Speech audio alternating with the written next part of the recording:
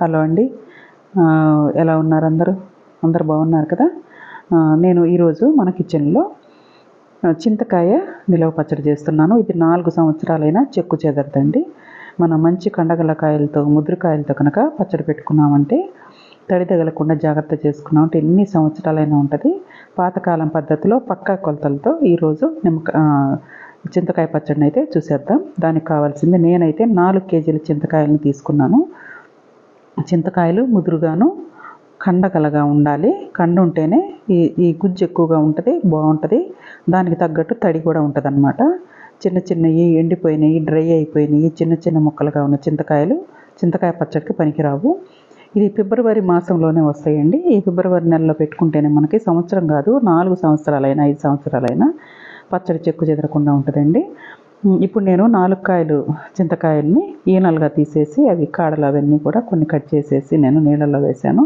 1 గంట నానిన తర్వాత శుభ్రంగా మట్టి అంతా రుద్దేయాలండి. దాని మీద మట్టి చాలా ఉంటుంది పేరుకొని. 1 గంట నానిన తర్వాత 2-3 సార్లు బాగా మంచినీళ్ళల్లో కడుక్కోవాలి. ఇట్లా క్లీన్ చేసుకున్న ఈ చింతకాయలన్నిటిని కూడా ఒక వడబుట్టకు వేసేసుకొని మనం శుభ్రంగా తడి అయితే తుడుచుకొని పెట్టుకోవాలండి. తడి తుడుచుకొని నేనైతే రోజున్నర నానబెట్టాను. ఇది సాయంత్రం నేను 5 గంటలప్పుడు నేను కడిగాను.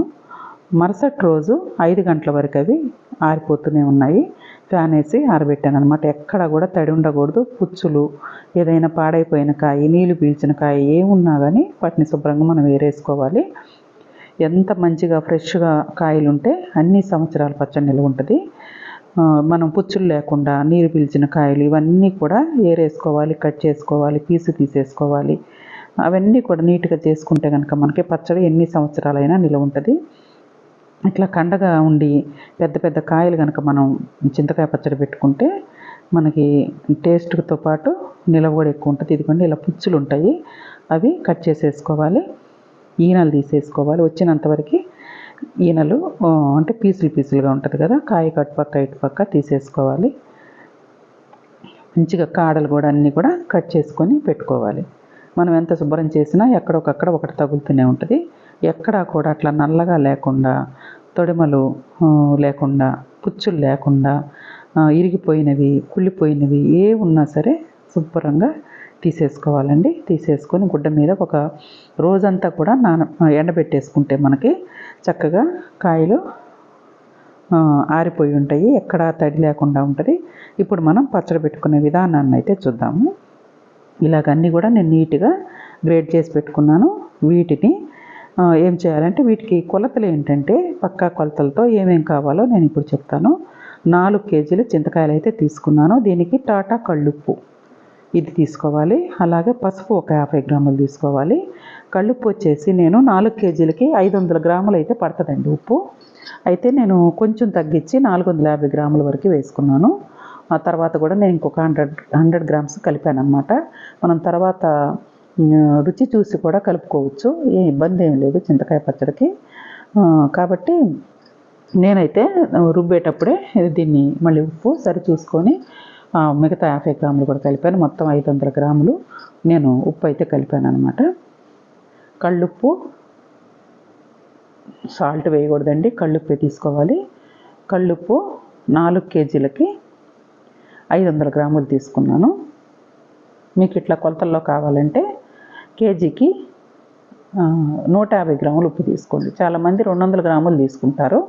200 గ్రాములు తీసుకుంటే ఒక్కోసారి ఉప్పు కసిం అయిపోయింది అనమాట. ఎందుకంటే చింతకాయలు కొన్ని పులుపు తక్కువ ఉంటాయి. అందుకోసమని మనం తీసుకునేటప్పుడు మరి 200 గ్రాములు ఎక్కువ అయిపోద్ది కాబట్టి కేజీకి 150 గ్రాములు మాత్రం కళ్ళుప్పు తీసుకోవాలి. 50 గ్రాములు పసుపు సరిపోద్ది 4 కేజీలకి.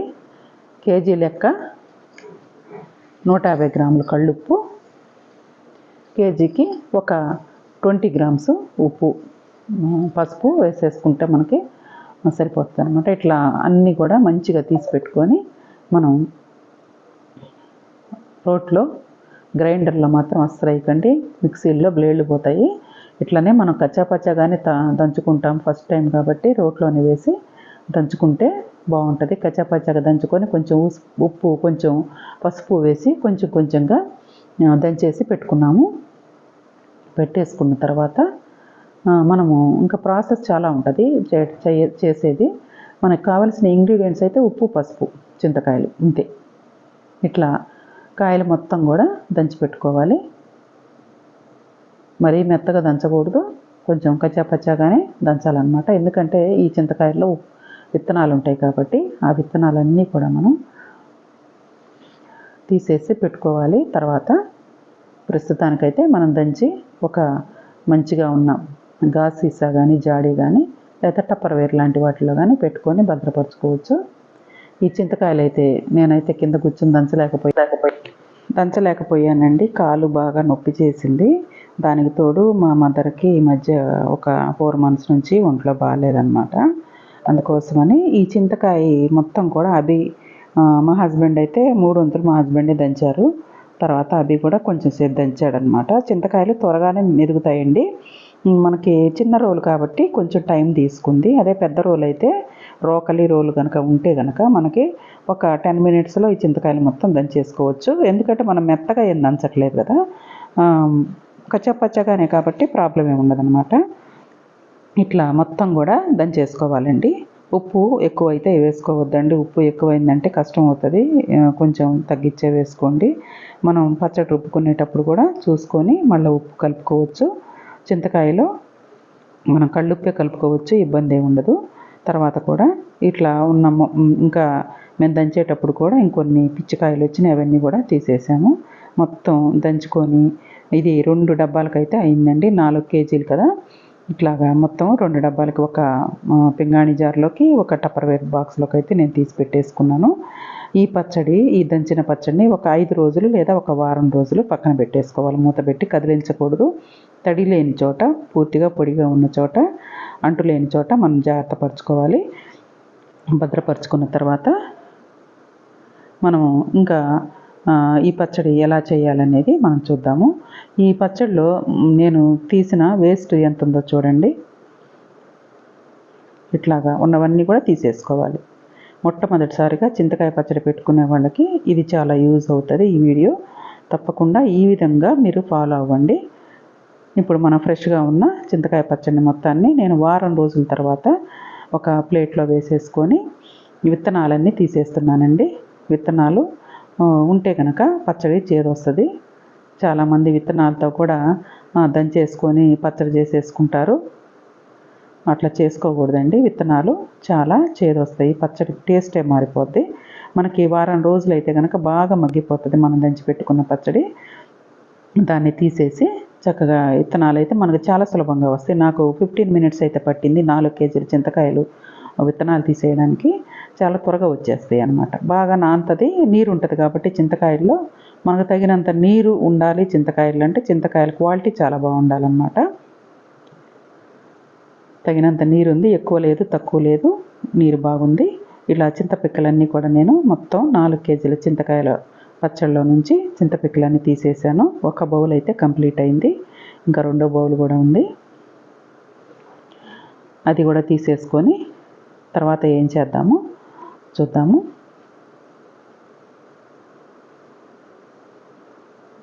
ఇదిగండి మొత్తం పచ్చడి ఇది అయ్యింది. మనకి దాదాపుగా 1 kg వరకు విత్తనాలు అయితే వచ్చినాయండి. మనకు వేస్టేజీ ఒక 1/2 kg దాకా పోయింది మనం పచ్చడి దంచుకునేటప్పుడు. ఇప్పుడు 1 kg వరకు మనకి విత్తనాలు తూకం అయితే పోయిందనమాట. కాబట్టి మనం వేసుకున్న ఉప్పు ఖచ్చితంగా సరిపోద్ది. 1 kg మనం పారిపోయినా కానీ 3 kgల పచ్చడికి 5 గిద్దలు ఉప్పు కరెక్ట్గా సరిపోయిద్ది అనమాట. అందుకోసమే ఉప్పు గబగబా చింతకాయలను బట్టి వేసేసుకోవద్దు. ఈ పీసులు పోతాయి, విత్తనాలు పోతాయి, కుళ్ళిపోయిన కాయలు అన్నీ, చెడుగా ఉన్న కాయలన్నీ మనం తీసేస్తే అవి దాదాపుగా నాకైతే kg వరకు వచ్చినాయి. ఇప్పుడు మనం ఆ kg కూడా ఉప్పు వేసుకున్నట్టయితే కష్టమైపోయేది. అందుకే నేను 3 kgలకి 5 గిద్దల ఉప్పు కరెక్ట్గా సరిపోయిద్ది అనమాట. మనకి ఇప్పుడు పచ్చడి మొత్తం 4 kgల చింతకాయలకి 3 kgల పచ్చడి మాత్రమే వచ్చింది. ఆ పిక్కలు చూడండి, అవే 1 kg తూగుతాయి అన్నమాట. జాగ్రత్తగా పెట్టుకునేటప్పుడు నిలవ పచ్చళ్ళు కాబట్టి మనకు సంవత్సరమే కాదు, ఈ చింతకాయ పచ్చడి జాగ్రత్తగా పెట్టుకుంటే 4 సంవత్సరాలైనా కానీ కలర్ మారదు, టేస్ట్ మారదు. చింతకాయ పచ్చడిలో ఉన్న నీరు తగ్గదండి. చాలా చాలా బాగుంటుంది, మంచి టేస్ట్ ఉంటుంది. మనకి నోరు బాగలేనప్పుడు, జ్వరాలు వచ్చినప్పుడు మనం ముద్దపప్పు ఇట్లాంటి వాటిల్లోకి కాంబినేషన్గా చింతకాయ పచ్చడి సూపర్గా ఉంటుంది. కాబట్టి మీరు తప్పకుండా ఇట్లాగా ఈ కొలతలతో చేసుకోండి. మీకు కొలతలు బాగా తెలియాలంటే కనుక కేజీకి 150 గ్రాములు సరిపోతుంది. 3 కేజీలకి 5 గిద్దలు ఉప్పు కరెక్ట్గా సరిపోతుంది అనమాట. ఇప్పుడు ఈ చింతకాయ తొక్కుని నేను ఏం చేస్తున్నానంటే, మామూలుగా అయితే ఇలాగే స్టోర్ చేసేసుకుంటాము, ఫ్రిడ్జ్లో పెట్టేస్తాము. బయట ఉంటే ఒక 6 నెలల తర్వాత కలర్ చేంజ్ అవుతూ వస్తుంది అనమాట. అట్లా కాకుండా ఫ్రిడ్జ్లో పెట్టుకుంటే ఎన్ని సంవత్సరాలైనా పచ్చడి చెక్కు చెదరకుండా ఉంటుంది, నీరు తగ్గకుండా ఉంటుంది. ఇప్పుడు నేను దీన్ని గ్రైండర్లో అయితే వేసేస్తున్నాను. ఎందుకంటే ఈ పెద్ద చింతకాయలు తీసుకున్నాను కదా నేను, ముక్కలు కూడా కొంచెం పెద్దగానే ఉన్నాయి, తొక్క కూడా కొంచెం దళసరిగానే ఉంది. అందుకోసం నేను ఏం చేస్తున్నానంటే మొత్తం పచ్చడిని ఒకేసారి గ్రైండర్కి వేసేసి మెత్తగా చేసుకుంటున్నాను. ఇలా చేసుకోవడం వల్ల, ఇలా చేసుకొని స్టోర్ చేసేసుకుంటాను ఫ్రిడ్జ్లో. ఇలా చేసుకోవటం వల్ల ఏమైందంటే గబుక్కున పండు మిరపకాయలు కానీ, లేకపోతే టమాటాలు, లేకపోతే దోసకాయలు వేసుకున్నప్పుడు డైరెక్ట్గా ఇది తాలింపులోనే కలిపేసుకోవచ్చు అనమాట. దీన్ని మళ్ళీ ప్రత్యేకంగా రుబ్బాల్సిన అవసరం ఉండదు. అందుకని నేను మెత్తగా ఒకేసారి పసుపు ఉప్పు కలిపిన చింతకాయ తొక్కుని గ్రైండర్లో వేసి మెదుపుకుంటున్నాను. ఇంకొక విషయం అండి, ఇంకొక విషయం ఏంటంటే మనం మెంతి పిండి కలుపుకోవాలండి. చాలామంది ఆవాలు కూడా కలుపుతారు, ఆవాలు కలపకూడదు, కొంచెం వగరు వస్తుంది అనమాట. మనము ఈ చింతకాయ పచ్చడిలో ప్రత్యేకించి మెంతులు మాత్రమే కలుపుకోవాలి, మెంతులు వేయించి కలుపుకోవాలి. ఇప్పుడు బాగా మెదుపుకున్న పచ్చడిని అంతటి నేను ఒక డబ్బాలోకి తీస్తున్నాను. నేను ఎందుకంటే మెంతులు ఇంకా వేయించలేదు, వేయించి కలపాలి, అప్పటి వరకు బయట ఎందుకని చెప్పేసి దీన్ని ఒక డబ్బాలో పెట్టేసి మూత పెట్టేసుకున్న తర్వాత మెంతులు కలపడం చూపిస్తాను. పచ్చడి చూసారు ఎంత బాగుందో చక్కగా. ఇది ఇంక మళ్ళీ మనం రుబ్బే పని లేకుండా ఎప్పుడన్నా కావాలన్నప్పుడు తీసుకొని తాలింపు వేసుకొని కొంచెం వెల్లుల్లిపాయలు, జీలకర్ర, పచ్చిమిర్చి వేసి గ్రైండ్ చేసేసుకొని ఈ తాలింపులో వేసుకొని కలుపుకుంటే సరిపోద్ది అనమాట. ఈజీగా అవుతుంది అనమాట మనకి. అందుకోసం ఈ పచ్చడిని మనం ఇప్పుడు పచ్చడిగా తయారు చేసుకుందాం. ఇది ఫ్రిడ్జ్లో స్టోర్ చేసుకుందాం మెంతిపిండి కలిపిన తర్వాత. ఇదిగోండి వేస్ట్. చాలా జాగ్రత్తగా ఒక్క ఇత్తనం కూడా లేకుండా మనం క్లీన్గా చేసి పెట్టుకోవాలి. ఇదిగోండి మెంతులు. నేను 4 కేజీల చింతకాయలు తీసుకున్నాను కదా, మొత్తానికి కలిపి నేను ఒక గిద్ద, అంటే ఇది వచ్చేసి ఈ గ్లాస్ కొలత వచ్చేసి 110 గ్రాములు ఉందండి. 110 గ్రాములు మెంతులు అయితే తీసుకున్నాను. మనకు పారుబోంగా మిగిలిన పచ్చడి 3 కేజీలు కాబట్టి 3 కేజీలకి 110 గ్రాముల మెంతుల్ని తీసుకొని ఎర్రగా వేయిస్తున్నాను. ఈ పచ్చిగా తెల్లగా నల్లగా మాడి అట్లా వేయించకూడదు, సిమ్లో పెట్టి దోరగా రెడ్ కలర్ వచ్చేంత వరకు వేయించుకోవాలి.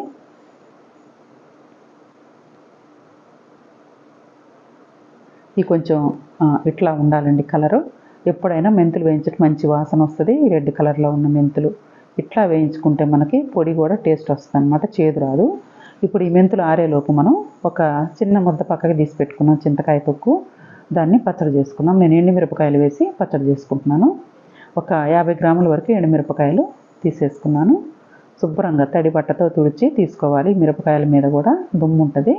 శుభ్రంగా తడిగుడ్డ పెట్టి తుడిచేసుకొని మిరపకాయలు కొంచెం ఆయిల్లో వేయించాను. తర్వాత ఒక 3 వెల్లుల్లిపాయలు అయితే చిన్న సైజు వెల్లుల్లిపాయలు 3 వెల్లుల్లిపాయలు తీసుకున్నాను. శుభ్రంగా తొక్క తీసేసి 1 స్పూను జీలకర్ర, 1 స్పూను ధనియాలు కూడా యాడ్ చేస్తున్నాను. ఒక 1/2 స్పూను మెంతులు అయితే తీసుకుంటున్నాను. మనం చింతకాయ రుబ్బిన పచ్చడిలో మనం మెంతులు ఇంకా కలపలేదు కాబట్టి నేను ఇది విడిగా పచ్చడి చేసి చూపిస్తున్నాను కాబట్టి ఇందులో కొంచెం మెంతులు 1/2 తీసుకున్నాను, 1/2 స్పూను. తర్వాత ఫ్రెష్ కరివేపాకు కడిగి ఒక 2 రెమ్మలు అయితే కరివేపాకు వేసి మనం ఫ్రై చేసుకుందాము. తర్వాత తగినంత కొత్తిమీర, మనకి ఇష్టమైనంత కొత్తిమీరను కూడా ఈ తాలింపులోనే మనం ఏవైతే వెల్లుల్లిపాయలు వేయిస్తున్నామో అందులోనే వేయించి తీసుకోవాలి.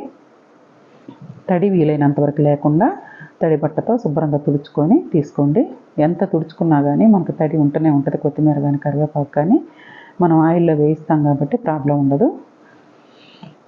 ఇప్పుడు ఇదంతా కూడా చల్లారాలండి. మనం వేయించుకుని అన్నీ చల్లారేలోపు మనం మెంతి పిండి కోసం 110 గ్రాముల మెంతులు తీసుకున్నాం కదా, ఆ మెంతుల్ని మొత్తాన్ని కూడా గ్రైండ్ చేసేసుకుందాం. మెత్తటి పౌడర్ లాగా జల్లెడ పట్టుకోవాలి. బరక బరకగా పలుకు పలుకుగా అయితే ఉండకూడదు. మెత్తటి పౌడర్ని మన టీ డికాషన్ పట్టుకుని వడకట్టే దాంట్లో స్ట్రైనర్లో వేసినా కానీ మెత్తగానే వస్తుంది పౌడరు. నేనైతే జల్లెడ పట్టుకున్నాను. ఈ మొత్తాన్ని కూడా నేను ఎట్లాగ బాక్స్లో పెట్టేశాను కాబట్టి తర్వాత నేను కలుపుతాను. మెంతిపిండి కూడా వేసేసాను అన్నమాట. ఆ మెంతిపిండి పక్కకు తీసాను కానీ మళ్ళీ చివరిలో నేను మెంతిపిండి మొత్తం కలిపానండి. ప్లేట్లో వేసేసుకొని పచ్చడి మళ్ళీ అంతా కలిసే విధంగా బాగా చేత్తోనే కలిపాను మెంతిపిండి చింతకాయ పచ్చడి. ఇప్పుడు మనం వేయించి పెట్టుకునే ఎండుమిరపకాయలు, ధనియాలు, జీలకర్ర, వెల్లుల్లిపాయలు, కొత్తిమీర, కరివేపాకు అన్నీ వేయించుకున్నాం కదా, ఈ మొత్తాన్ని మనం గ్రైండర్లో వేసుకొని పచ్చడి వేసుకున్నాము. ఈ గ్రైండర్లో మనకి ఎట్లాగో పచ్చడి వేసిన గ్రైండర్ ఉంది కాబట్టి అందులో ఈ వెల్లుల్లిపాయలు, ఎండుమిరపకాయలు అడ్డుపడతాయి అని చెప్పేసి నేను ఒక్క రౌండ్ మిక్సీ చేశాను అన్నమాట. చేసి అది పత్రం రోల్లో వేసాను. ఇది కొంచెం మెరిగిన తర్వాత మనం చింతకాయ పచ్చడి ముద్ద అయితే ఏదైతే ఉందో అది కూడా నేను వేసేస్తాను అన్నమాట. ఇది ఆల్రెడీ మెరిగిన పచ్చడే కాబట్టి ఎక్కువ టైం అయితే మనకు పట్టదు. అస్సలు వాటర్ వేసుకోకూడదు. వాటర్ లేకుండానే మనం చింతకాయ పచ్చడిని మిక్సీలో వేసిన, గ్రైండర్లో వేసిన మెత్తగా రుబ్బుకోవాలి. ఇట్లా మెత్తగా వచ్చింది. ఇది కొత్త పచ్చడి కాబట్టి నీరు తగినంత ఉంటుందన్నమాట. ఏం ప్రాబ్లం ఉండదు. నీళ్ళు వేయాల్సిన అవసరం లేదు. మన మంచి చింతకాయలు, క్వాలిటీ చింతకాయలు కనుక, ఫ్రెష్ చింతకాయలు మంచిగా అప్పుడప్పుడు చెట్టుకు దించుకున్న చింతకాయలు కనుక తెచ్చుకుంటే మనకి చింతకాయలో నీరు చాలా ఎక్కువ ఉంటుంది. అది సంవత్సరం పొడుగుతానే కాదు, ఎన్ని సంవత్సరాలైనా చెక్కు చెదరదనమాట. ఇప్పుడు తాలింపు కోసం పల్లి ఆయిల్ అయితే వేస్తున్నాను నేను. కొంచెం ఆయిల్ అయితే ఎక్కువే ఉండాలి. పల్లి ఆయిల్ వేసి వేడి చేసుకున్న తర్వాత పెనంలో ఆయిల్ వేడవుతుంది కదండి. ఈ ఆయిల్ వేడెక్కిన తర్వాత మనం కొంచెం పల్లి ఆయిల్తో కనుక తాలింపు పెట్టుకుంటే బాగుంటుంది, టేస్ట్ బాగుంటుంది. పప్పు నూనె వాడుకోవచ్చు. ఈ ఆయిల్ వేడెక్కిన తర్వాత మనము శనగపప్పు, మినపప్పు, జీలకర్ర, ఆవాలు వేసేసాను. ఒక 2 ఎండుమిర్చి అయితే వేసానండి. మీకు కావాలంటే ఇంకొంచెం చిన్నుల్లిపాయలు కూడా ఇందులో కలుపుకోవచ్చు. నేనైతే కొద్ది పచ్చడికే ఒక 3 వెల్లుల్లిపాయలు అయితే వేసుకున్నాను. ఇప్పుడు బాగా తుడిచి ఆరబెట్టుకున్న కరివేపాకును ఈ తాలింపులో వేసేయాలి. మనకి ఇంగువ కావాలంటే కూడా వేసుకోవచ్చు. ఇదంతా బాగా వేగిన తర్వాత మనము ముందుగా రుబ్బి పెట్టుకున్న చింతకాయ పచ్చడి, ఈ చింతకాయ పచ్చడిని వేసేసి కలిపేసుకుందాము. ఎప్పుడైనా అండి నిలవ పచ్చళ్ళు పెట్టుకునేటప్పుడు ఇవి టైం టేకింగ్ ప్రాసెస్ కాబట్టి కొంచెం మనం జాగ్రత్తగా కొంచెం టైం తీసుకొని చేసుకోవాలి. మనం వీటికి పెట్టే డబ్బు కంటే కూడా శ్రమ ఎక్కువగా ఉంటుంది అన్నమాట. ఎందుకంటే మనకు సంవత్సరం పొడుగుతా నిలవ ఉండాలి కాబట్టి మనం జాగ్రత్తగా చేసుకుందాము. ఈ చింతకాయ పచ్చడి అట్లా రుబ్బి పెట్టుకుంటే కనుక మనకు మెత్తగా అప్పుడప్పుడు ఇట్లా కావాలన్నప్పుడు గబక్కన ఒక ముద్ద తీసుకొని మనకు కావలసినంత తాలింపు వేసేసుకోవచ్చు అన్నమాట. కారం కూడా కలిపి వేసేసుకోవచ్చు తాలింపు. నేను ఎండుమిరపకాయలు వేసాను, కారం వేసుకోవచ్చు, పచ్చిమిరపకాయలు వేసుకోవచ్చు. అట్లా వేసుకొని తాలింపు వేసుకోవచ్చు. ఇదంతా మనం తాలింపు అంతా కూడా పచ్చళ్ళలో వేసి బాగా కలిసే విధంగా కలుపుదాము. ఈ చింతకాయ పచ్చడి ఇష్టపడని వాళ్ళు ఎవ్వరు ఉండరండి. చాలా చాలా బాగుంటుంది, నిలవ ఉంటుంది. కొన్ని కాయలు నిలవ ఉండే కొద్దీ పులుపు తగ్గిపోతుంది, నీరు తగ్గిపోతుంది అన్నమాట. అందుకే మనం కాయలు తీసుకునేటప్పుడే మంచి క్వాలిటీ కాయలు, కొంచెం రేట్ ఎక్కువైనా కానీ తీసుకోవాలి. ఫ్రెష్గా ఉండాలి కాయలు, పచ్చగా ఉండాలి, ఆకుపచ్చగా ఉండాలన్నమాట. ఇప్పుడు నేను బౌల్లోకి తీసేసాను. ఈ పచ్చడి అంతా తాలింపు కలిపిన పచ్చడిని బౌల్లోకి తీసి పెట్టేశాను. కలర్ఫుల్గా సూపర్గా ఉంది కదండి. మనం కొంచెం అన్నం కలిపి టేస్ట్ చేద్దాము. మీరు కూడా ఒక్కసారి నేను చెప్పిన కొలతల ప్రకారం ఈ చింతకాయ పచ్చడిని చేసుకోండి. మీకు 4 సంవత్సరాలైనా 5 సంవత్సరాలైనా పచ్చడి ఎక్కడికి పోదు. జాడీలో పెట్టుకున్నా కూడా ఒక 6 నెలల నుంచి సంవత్సరం లోపు బాగానే ఉంటుందండి. తర్వాత కొంచెం కలర్ చేంజ్ అవుతూ ఉంటుంది. మనకు అట్లా కాకుండా ఉండాలంటే మనకి బయట పెట్టుకునే దానికంటే కూడా ఒక 6 నెలల తర్వాత నుంచి అయినా సరే ఫ్రిడ్జ్లో పెట్టుకుంటే, ఇప్పుడు ఫ్రిడ్జ్లు అందరికీ ఉంటున్నాయి కాబట్టి ఫ్రిడ్జ్లో పెట్టుకొని మనం స్టోర్ చేసుకోవచ్చు. ఎక్కువ సంవత్సరాలు నిల్వ ఉంటుంది అన్నమాట. అన్నం కూడా కొంచెం పచ్చడికే చాలా బాగా కలిసింది. నెయ్యి వేసుకుంటే చాలా బాగుంటుంది అన్నమాట. ఈ వీడియో మీకు నచ్చితే లైక్ చేయండి, షేర్ చేయండి, కమెంట్ చేయండి, సబ్స్క్రైబ్ చేసుకోండి. ఇంకొక వీడియోతో ఉంటానండి. బాయ్ అండి.